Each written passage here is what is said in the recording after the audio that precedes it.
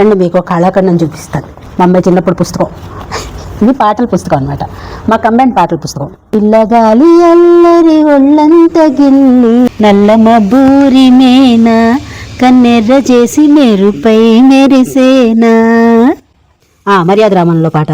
తెలుగమ్మాయి తెలుగమ్మాయి, పూర్తిగా రాదు, గుర్తులేదు ఇది, అదో పాట. ఇవన్నీ మా పిల్లలు శ్రద్ధగా నేర్చుకున్న పాటలు.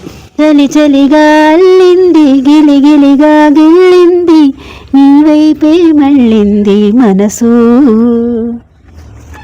ఇంకొకటి ఈ పాట, ఇది చాలా సీరియస్, వాళ్ళకి నేర్పించి వాళ్ళు కూడా సీరియస్గా నేర్చుకుని కాంపిటీషన్కి. అంటే అప్పట్లో పాడుతా తీగ సరిగమప ఇవన్నీ వచ్చిన కొత్తలు అనమాట. చాలా పిల్లల్ని తీసుకెళ్ళాలి, పాడించాలంటే వాళ్ళు పాడుతుండేవారు న్యాచురల్గా. అందుకని ఎంకరేజ్ చేయాలని దృష్టితో నేర్పించిన పాటలు. ఎవరైనా చూసుంటారా నడిచే నక్షత్రాన్ని, చూస్తూనే ఎగబడిపోరా నేనే ఆ చిత్రాన్ని, నే పండిస్తున్న రైతునై చిరునవ్వు తోటల్ని, పరిపాలిస్తున్న రాజునై కోటి గుండెల కోటల్ని.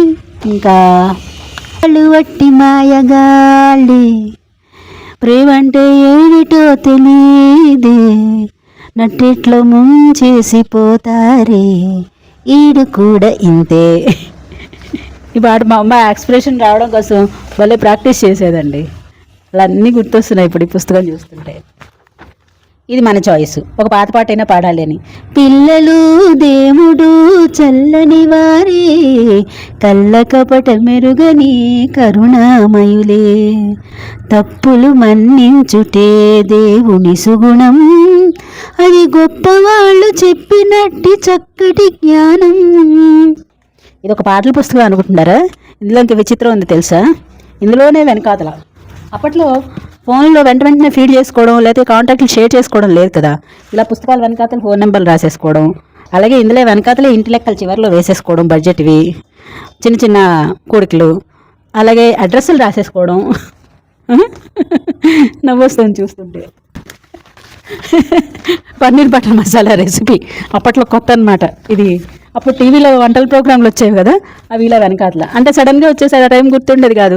అప్పటికప్పుడు పుస్తకం పరిగెట్టి ఎదుర్కొంటే బుక్ ఉంటే ఆ బుక్ తీసుకుని దాని వెనకాతల పేజీల్లో పన్నీర్ బటర్ మసాలా రెసిపీ రాసేసాను ఇక్కడ.